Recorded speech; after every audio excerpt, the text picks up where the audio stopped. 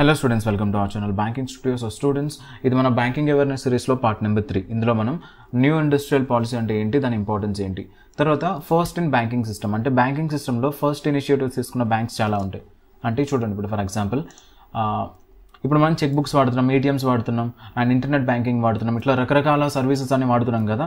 అందులో ఫస్ట్ ఆ సర్వీసెస్ అన్ని ఇనిషియేట్ చేసిన బ్యాంక్స్ ఏవేవి, ఓకేనా. First in everything in banking సిస్టంలో ఫస్ట్ చేసినవన్నీ కూడా ఇక్కడ నేను ఒక డీటెయిల్గా ఒక లిస్ట్ పెట్టుకున్నాను. ఇందులో చిన్న చిన్న చేంజెస్ ఉండొచ్చు, ఎందుకంటే ఇది one year back 6 months back నేను తయారు చేసిన పీడిఎఫ్. ఇది నియర్లీ 8 months బ్యాక్ తయారు చేసిన పీడిఎఫ్. అప్పటికిప్పటికీ కొన్ని చేంజెస్ ఉండొచ్చు, ఓకేనా. కొన్ని చేంజెస్ ఉండొచ్చు. సో ఆ చేంజెస్ అని నేను చెప్పేటప్పుడు క్లియర్ చేసుకుంటూ వెళ్తాను, ఓకేనా.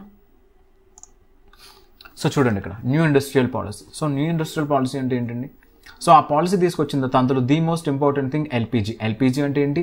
లిబరైజేషన్ అంటే దేనికోసం? అది getting licence for business became easy. ఏదైనా ఒక బిజినెస్ స్టార్ట్ చేయాలి ఇండియాలో, మన కంట్రీలో ఏదైనా బిజినెస్ స్టార్ట్ చేయాలి.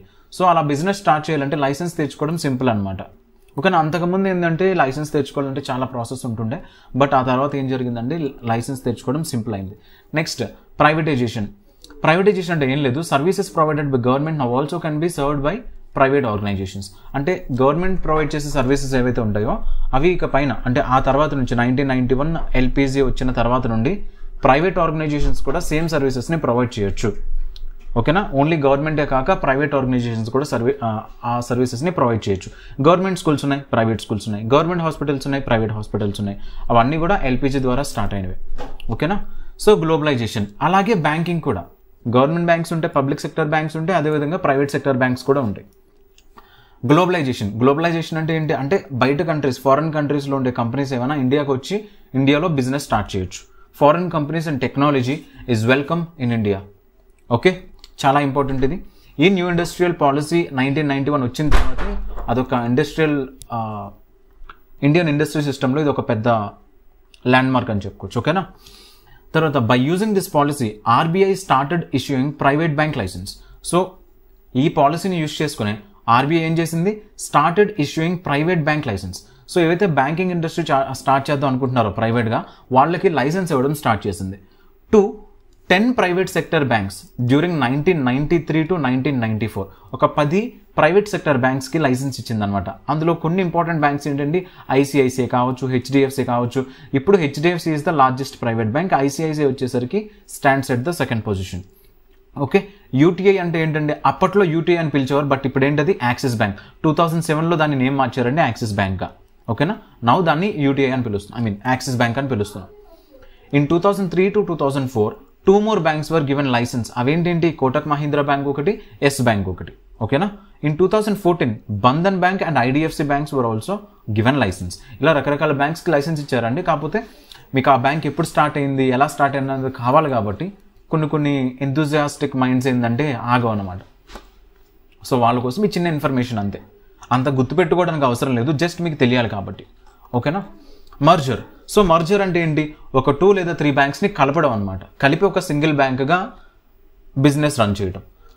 సో చూడండి, అది ఎందువల్ల వచ్చిందంటే there had been so many instances. చూడండి చాలా ఎగ్జాంపుల్స్. ఫర్ ఎగ్జాంపుల్ అప్పట్లో బ్యాంక్స్ అన్నీ ఉండేవి, చిన్న బ్యాంకులు కావచ్చు, పెద్ద బ్యాంకులు కావచ్చు, అన్ని బ్యాంక్స్ పనిచేసేవి. కానీ అన్ని బ్యాంక్స్ నుంచి కూడా ప్రొడక్టివిటీ వచ్చేది కాదు, ఓన్లీ కొన్ని బ్యాంక్స్ నుంచి వచ్చేది, కొన్ని బ్యాంక్స్ నుంచి వచ్చేది కాదు. సో అట్లాంటప్పుడు ఏంటంటే there was a necessity of bank merger. So బ్యాంక్స్ని కలపాల్సి వచ్చింది అనమాట, ఓకేనా. బ్యాంక్స్ని కలిపేయాల్సి వచ్చింది. ఎందుకు? ఒక బ్యాంక్ నుంచి ప్రొడక్టివిటీ వస్తుంది, ఇంకొక బ్యాంక్ నుంచి ప్రొడక్టివిటీ రావట్లేదు. సో ఈ ప్రొడక్టివిటీ రాని బ్యాంక్ని తీసుకెళ్ళి ఆ ప్రొడక్టివిటీ వచ్చే బ్యాంక్లో కలిపేస్తే కస్టమర్స్ అందులోకి వెళ్ళిపోతారు కదా, బిజినెస్ అక్కడ బాగా జరుగుతుంది. సో ఇందులో యూజ్ చేసే ప్రిన్సిపల్స్ ఇక పైన ఆ ప్రొడక్టివిటీ లేని బ్యాంక్లో కూడా యూజ్ చేయాలి కాబట్టి ఈ ప్రొడక్టివిటీ లేని బ్యాంక్ని తీసుకొచ్చి అందులో మర్జ్ చేసేస్తారు, ఓకేనా. In 2017 all subsidiary associate banks were merged in SBI. ఎస్బీఐకి సంబంధించి 1959లో ఒక 5 subsidiary banks, associate banks start అయ్యాయి అని చెప్పుకున్నాం కదా. అవన్నీ కూడా తీసుకెళ్ళి ఇప్పుడు ఏం చేశారండి? 2017లో మర్జ్ చేశారు. అది రీసెంట్గా జరిగింది. అంతకు ముందు కూడా చాలా మర్జర్స్ జరిగాయి. ఎప్పుడు? In 2019 Dena bank, Vijaya bank అని కలిపి ఇప్పుడు బ్యాంక్ ఆఫ్ బరోడా. ఇప్పుడు బ్యాంక్ ఆఫ్ బరోడా అంటే not just bank of Baroda, అందులో ఏ బ్యాంక్స్ కలిపేశారండి? దేనా బ్యాంక్ ఒకటి, విజయ బ్యాంక్ ఒకటి. ఈ విజయ బ్యాంక్ని సెకండ్ నేషనలైజేషన్లో నేషనలైజ్ చేసిన బ్యాంక్ ఇది. సో ఈ 2 బ్యాంక్స్ని తీసుకెళ్ళి ఇప్పుడు బ్యాంక్ ఆఫ్ బరోడా కలిపేశారు. ప్రొడక్టివిటీ ఒక చోట ఉంటుంది, ఇంకొక చోట ఉండట్లేదు. ఉన్న చోటకు తీసుకెళ్లి ప్రొడక్టివిటీ లేని వాటిని కలిపేస్తున్నారు అంతే. ఓకేనా. OBC, oriental bank of commerce and United bank of India. So ఈ రెండింటిని తీసుకెళ్ళి ఏం చేశారండి, పిఎన్బిలో కలిపేశారు. ఓకేనా. సో పిఎన్బి సెకండ్ లార్జెస్ట్ అని చెప్పుకోవచ్చు ఎస్బీఐ తర్వాత. ఓకేనా. Syndicate Bank merged into Canara Bank. Syndicate బ్యాంక్ని తీసుకెళ్లి కెనరా బ్యాంక్లో మర్జ్ చేశారు. అలహాబాద్ బ్యాంక్ని తీసుకెళ్లి ఇండియన్ బ్యాంక్లో, ఆంధ్ర బ్యాంక్ని కార్పొరేషన్ బ్యాంక్ని తీసుకెళ్లి యూనియన్ బ్యాంక్ ఆఫ్ ఇండియాలో మర్జ్ చేశారు. ఈ విషయం మీ అందరికీ బాగా తెలిసే ఉండొచ్చు. ఆంధ్ర బ్యాంక్ యూజర్స్ ఎవరైతే చాలా మంది మన తెలుగు వాళ్ళు ఉంటారు కదా, అందులో ఆంధ్ర బ్యాంక్ యూజర్స్ ఎవరైతే ఉన్నారో మీ అందరికీ తెలిసే ఉంటుంది ఇన్ఫర్మేషన్. ఆంధ్ర బ్యాంక్ని కార్పొరేషన్ బ్యాంక్స్ని తీసుకెళ్లి యూనియన్ బ్యాంక్ ఆఫ్ ఇండియాలో మర్జ్ చేశారు. ఓకేనా. Next, establishment of small finance bank. Sir ఈ స్మాల్ ఫైనాన్స్ బ్యాంక్స్ అంటే ఏంటి? సో చూడండి ఒకసారి. Under the recommendation of Usha Thorat committee, ఇది ఇంపార్టెంట్ అవుతుంది. ఓకేనా. Under the recommendation of Usha Thorat committee small finance banks were established. ఎవరి కమిటీ అండర్లో? Under the Usha Thorat committee. ఓకేనా. In 2016, Capital Finance Bank was established, which is the first small finance bank. So ఇక్కడ కూడా financial operations జరుగుతాయి, కాకపోతే చిన్న చిన్న ఫైనాన్షియల్ ఆపరేషన్స్ అనమాట. అంత లార్జ్ స్కేల్లో కాకుండా స్మాల్ స్కేల్ ఫైనాన్షియల్ ఆపరేషన్స్ చేయడానికి మనకి స్మాల్ ఫైనాన్స్ బ్యాంక్స్ అవసరం. ఓకేనా. ఎట్ ప్రెజెంట్ దేర్ ఆర్ 11 కాదండి, 12. నేను యాక్చువల్గా ఇది పీడిఎఫ్లో నేను చేంజెస్ చేయలేదు, డైరెక్ట్ పీడిఎఫ్ పెట్టేశాను. ఈ చూసారా ఎన్ని బ్యాంక్స్ ఉన్నాయి, ఈ ప్రజెంట్ ఉన్న స్మాల్ ఫైనాన్స్ బ్యాంక్స్ ఎన్ని, ప్రజెంట్ ఉన్న పేమెంట్ బ్యాంక్స్ ఎన్ని ఉన్నాయి, తర్వాత ప్రెజెంట్ పబ్లిక్ సెక్టర్ బ్యాంక్స్ ఎన్ని, ప్రెజెంట్ ఉన్న ప్రైవేట్ సెక్టర్ బ్యాంక్స్ ఎన్ని. ఓకేనా. ఇలా రకరకాల బ్యాంకింగ్ ఆర్గనైజేషన్స్ ఉన్నాయి కదా, కేటగిరీస్ ఉన్నాయి కదా. ఈ కేటగిరీస్లో ఈ కేటగిరీ వైజ్గా ఏ కేటగిరీ ఎన్ని బ్యాంక్స్ ఉన్నాయని చెప్పి మీరు తెలుసుకోవాలి. చాలా ఇంపార్టెంట్ ఇది, ఎగ్జామ్లో అడిగేస్తాడు. 2022 పేపర్లో అడిగాడు. చాలా ఇంపార్టెంట్ అండి. How many small finance banks అని ఒక క్వశ్చన్ వచ్చింది, చాలా ఇంపార్టెంట్. ఓకేనా. ఎన్ని ఉన్నాయి? 11 కాదండి, నేను ఇది నోట్స్ ప్రిపేర్ చేసేటప్పటికి అది 11 ఏమో, బట్ ఇప్పుడైతే 12 ఉన్నాయి. ఓకేనా. నేను ఇది చేంజ్ చేయట్లేదు యాక్చువల్గా, పీడిఎఫ్ మీకు డైరెక్ట్గా నేను సెండ్ చేశాను, దానివల్ల అందులో చేంజెస్ జరగవు. ఓకేనా. Establishment of payments bank. So ఈ పేమెంట్ బ్యాంక్స్ అంటే ఓన్లీ పేమెంట్స్ మాత్రమే చేస్తాయి. Banks that only do payments and nothing else. ఇంకేమీ చేయవు. అంటే దే డోంట్ గివ్ లోన్స్, అంటే అవి లోన్స్ గట్టా ఇవ్వడం అట్లాంటివి చేయవు, ఓన్లీ పేమెంట్స్ మాత్రమే చేస్తాయి. క్లయింట్ ఉంటుంది, అవతల వైపు ఇంకొక పార్టీ ఉంటుంది, జస్ట్ పేమెంట్ చేయటమే. అందులో ఎయిర్టెల్ పేమెంట్ బ్యాంక్స్ అనేది ఫస్ట్ పేమెంట్ బ్యాంక్ అనమాట. ఎగ్జాంపుల్స్ అనమాట, ఎయిర్టెల్ పేమెంట్స్ బ్యాంక్స్ ఒకటి, పేటిఎం పేమెంట్ బ్యాంక్స్ ఒకటి, ఇట్లా రకరకాల బ్యాంక్స్ ఉంటాయి. సో ప్రెసెంట్ ఇప్పుడు 6 ఉన్నాయి మొత్తం పేమెంట్ బ్యాంక్స్. సో అప్పుడు కూడా 6 ఉన్నాయి, ఇప్పుడు కూడా 6 పేమెంట్ బ్యాంక్సే ఉన్నాయి. ఓకేనా. Clear. Airtel Payment Banks is the first payment bank established in Jan 2017. There are 6 payment banks in India now. Okay, 6 ఉన్నాయి present అయితే.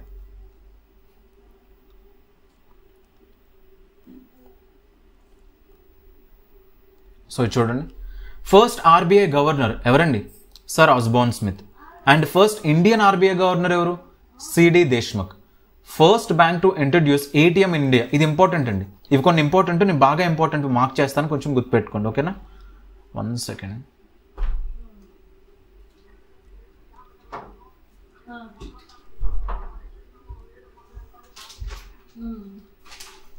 చూడండి, ఈ రెండు ఎలానో ఇంపార్టెంట్, స్టాటిక్, బట్ ఇది మాత్రం important. First bank to introduce ATM system introduce చేసిన first bank ఏంటండి? HSBC. First bank to introduce savings bank in India. Savings bank introduce చేసిన ఫస్ట్ బ్యాంక్ ఏంటంటే ప్రెసిడెన్సీ బ్యాంక్, అప్పట్లో ప్రెసిడెన్సీ బ్యాంక్. ఓకేనా. First bank to introduce cheque system in India, Bengal Bank. ఇది కూడా ఇంపార్టెంటే. Internet banking, ఇది ఇంపార్టెంటే. మ్యూచువల్ ఫండ్, ఇది అంత ఇంపార్టెంట్ కాకపోవచ్చు, బట్ ఎస్బీఐ కాబట్టి ఇది important. First bank to introduce mutual fund ఎవరండి? SBI. And internet banking introduce చేసిన ఫస్ట్ బ్యాంక్ ఏంటండి?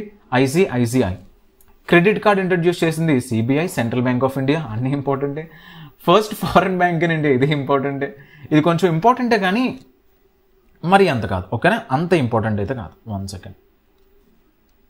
ఫస్ట్ ఫారెన్ బ్యాంక్ అంటే ఇండియాలోనే ఫస్ట్ కాబట్టి కొంచెం ఇంపార్టెంటే, మరి అంత ఇంపార్టెంట్ కాదు ఎగ్జామ్ పాయింట్ ఆఫ్ వ్యూలో. ఓకేనా. ఫస్ట్ జాయింట్ స్టాక్ బ్యాంక్ మీకు ముందే చెప్పాను, మొన్న నేను మీకు చెప్తా వచ్చాను కదా అలహాబాద్ బ్యాంక్ కోసం. అందులో మనకి ఏంటది షేర్ హోల్డింగ్ దొరికింది అని చెప్పాను కదా అలహాబాద్ బ్యాంక్లో. చూసారు ఆశ్చర్యపోయింది.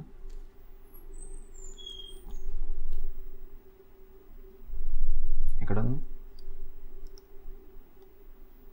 అలహాబాద్ బ్యాంక్లో మనకి షేర్ హోల్డింగ్ దొరుకుతుందని చెప్పాను కదా, అప్పుడే మీకు చెప్పాను అది జాయింట్ స్టాక్ వెరైటీ బ్యాంక్ అని. ఓకేనా, అది important. Next, first bank opened in ఫారెన్లో ఓపెన్ అయిన ఫస్ట్ బ్యాంక్ ఆఫ్ ఇండియా అనమాట. ఎప్పుడు ఓపెన్ అయిందండి? 1946లో లండన్లో. Okay, first bank started with Indian క్యాపిటల్తో స్టార్ట్ అయిన first bank PNB, Punjab National Bank, 1894లో స్టార్ట్ అయింది. ఓకేనా, ఇవి అన్నీ చెప్పుకుంటూ వెళ్ళినా మీరు ఓన్గా చదువుకున్నా ఒకటే, పెద్ద తేడా ఉండదు. కాకపోతే ఇందులో ఇంపార్టెంట్ పాయింట్స్ మాత్రం నేను చెప్తాను, మిగతా మీరు చదువుకోండి. ఓకేనా, ఇది important. First RRB regional rural bank ఏంటండి? ప్రథమ బ్యాంక్. అండ్ దాన్ని స్పాన్సర్ చేసింది ఎవరండి? Syndicate bank. చూడండి, ప్రతి రూరల్ బ్యాంక్కి కూడా ఒక స్పాన్సర్ బ్యాంక్ ఉంటుంది. స్టేట్ బ్యాంక్ కంట్రిబ్యూషన్ ఉంటుంది, స్టేట్ గవర్నమెంట్ కంట్రిబ్యూషన్ ఉంటుంది, సెంట్రల్ గవర్నమెంట్ కంట్రిబ్యూషన్ కూడా ఉంటుంది. స్టేట్ గవర్నమెంట్ కంట్రిబ్యూషన్ 15% ఉంటుంది అంతే. Central government contribution 35% and sponsored bank వచ్చేసరికి 50% కంట్రిబ్యూట్ చేయాలి. ఓకేనా, చాలా ఇంపార్టెంట్ ఇది. First bank listed in New York, ఇది అంత ఇంపార్టెంట్ ఏం కాదు. First bank differently abled persons కోసం. సో డిఫరెంట్లీ ఏబుల్డ్ పర్సన్స్ కోసం ఏటీఎం సిస్టమ్ని లాంచ్ చేసిన ఫస్ట్ బ్యాంక్ ఏంటి? Union Bank of India. ఇది కొంచెం ఇంపార్టెంట్. ఓకేనా, ఆల్ ఉమెన్, ఓన్లీ ఉమెన్ కోసం ఉన్న బ్యాంక్ ఏంటి? భారతీయ మహిళా బ్యాంక్. ఓన్లీ స్టార్టప్స్ కోసం డెడికేట్ చేసిన ఫస్ట్ ప్రైవేట్ సెక్టర్ బ్యాంక్ ఏంటంటే RBL Ratnakar bank limited. Aadhaar based ATM launch చేసింది ఎవరు? DCB bank. అన్నీ ఇంపార్టెంట్, ఏది అన్ఇంపార్టెంట్ లేదంటే అన్నీ ఇంపార్టెంటే. ఓకేనా, ఫస్ట్ పేమెంట్ బ్యాంక్స్ ఏంటండి? Airtel payment bank. తర్వాత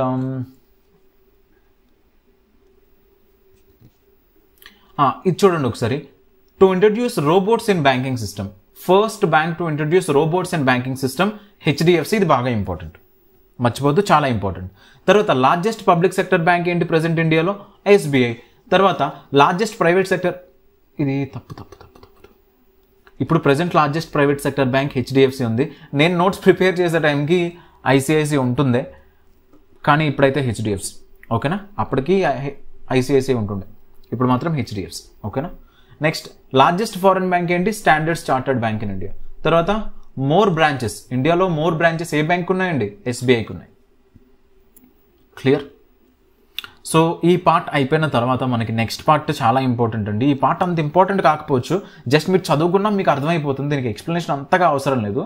బట్ నెక్స్ట్ మాత్రం చాలా ఇంపార్టెంట్, ఇది చదివితే అర్థమవుతుంది, కానీ ఎక్స్ప్లెనేషన్ ఉంటే ఇంకా బాగా అర్థమవుతుంది. ఓకేనా, సో బ్యాంకింగ్ స్ట్రక్చర్ నెక్స్ట్ది చాలా ఇంపార్టెంట్. తర్వాత పబ్లిక్ సెక్టర్ బ్యాంక్స్, తర్వాత ప్రైవేట్ సెక్టర్ బ్యాంక్స్, ఆ తర్వాత ఆర్బీఐలో బోర్డు మెంబర్స్ ఉంటున్నారు, అది కూడా ఇంపార్టెంట్. డైరెక్ట్ క్వశ్చన్స్ వస్తాయి. అన్నిటికంటే ఇంపార్టెంట్ మానిటరీ పాలసీ అండి.